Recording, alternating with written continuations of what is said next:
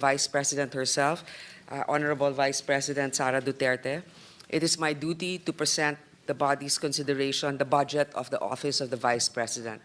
With that, I'm ready to begin with any manifestation or questions. Thank you. Mr. President, Senator Ronald De La Rosa is seeking the floor. I move that he be recognized. Senator De La Rosa is recognized. Thank you, Mr. President, Majority Leader.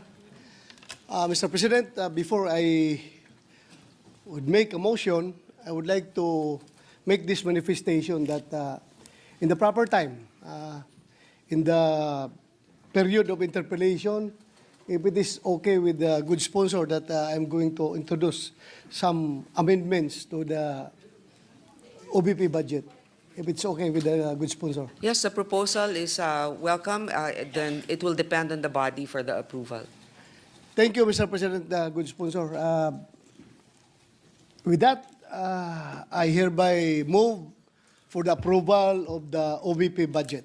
Before that, I think Senator Bongo Meron kami. wants to take the floor. I would like to take back my motion, Mr. President. Withdraw. Withdraw. I would like to withdraw my motion. Senator to give Bongo. way for the manifestation of Senator Bongo.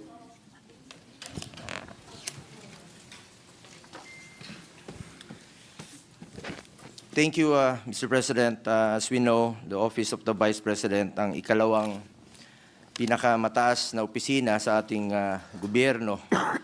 Ang sinumang nakaupo dito ay inihalal ng taong bayan at may responsibilidad na maghatid ng serbisyo lalo na po sa mga nangangailangan.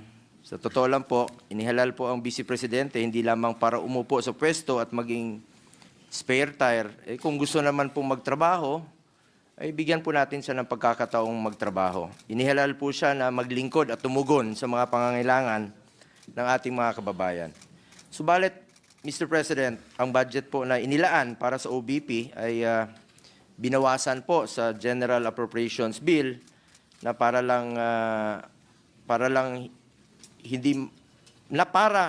hindi mahalaga ang kanilang mandato.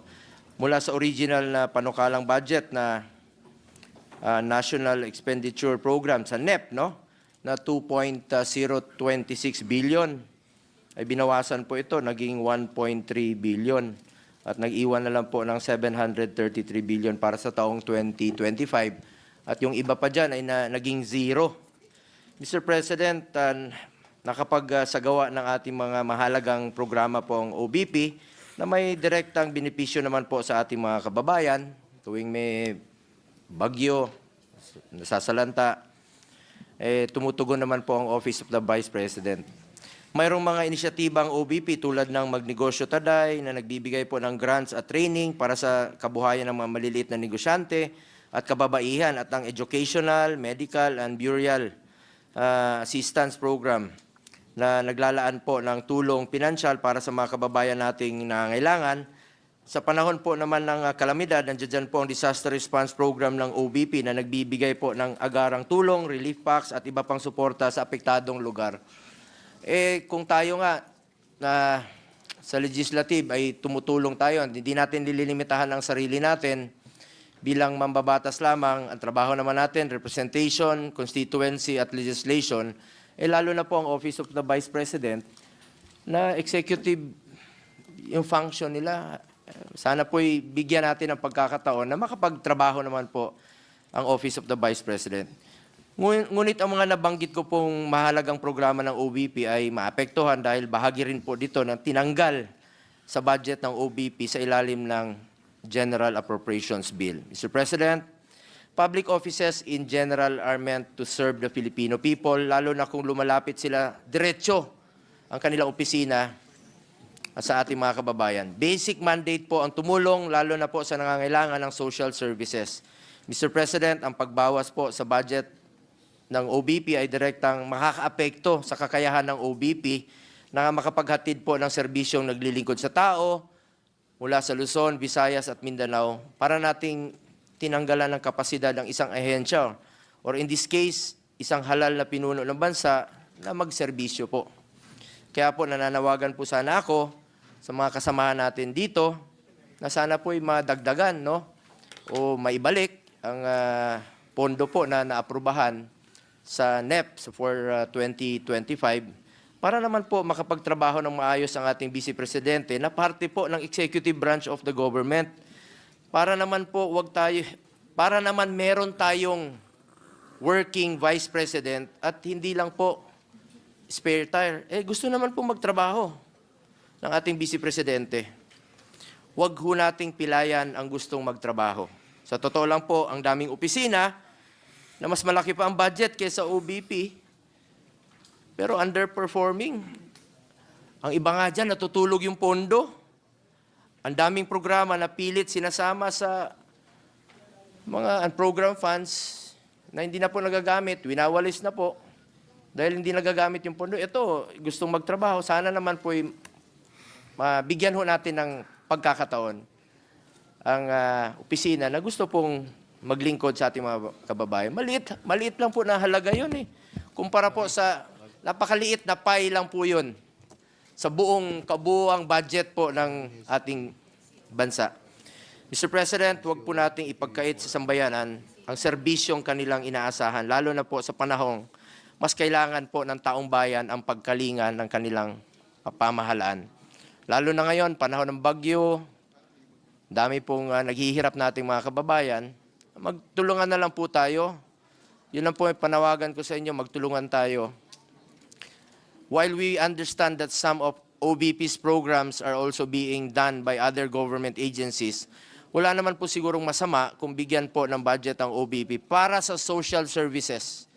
Ito lang po aking pakiusap sana, para sa social services, para mas marami pang mabigyan po ng tulong at mas marami pa pong matutulungan.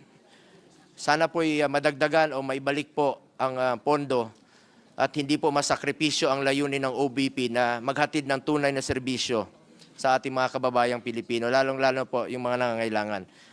Let me repeat, yung social services sana po'y maibalik.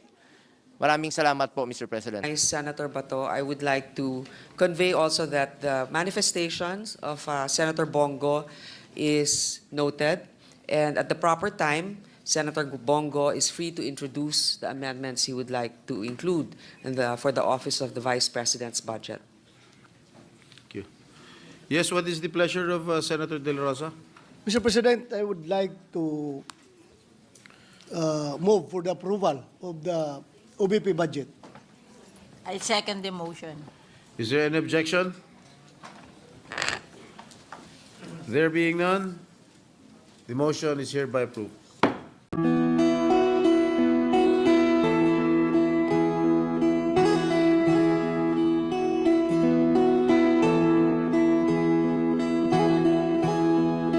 Ikaw ang Pangulo para sa pagbabago. Sawa na ang bayan ko sa magnanakaw na tao.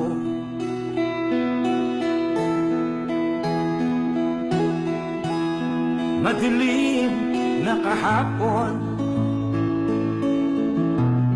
ikaw ang mag-aahon. Sa piling mo, di ko mawawala ang korupsyon.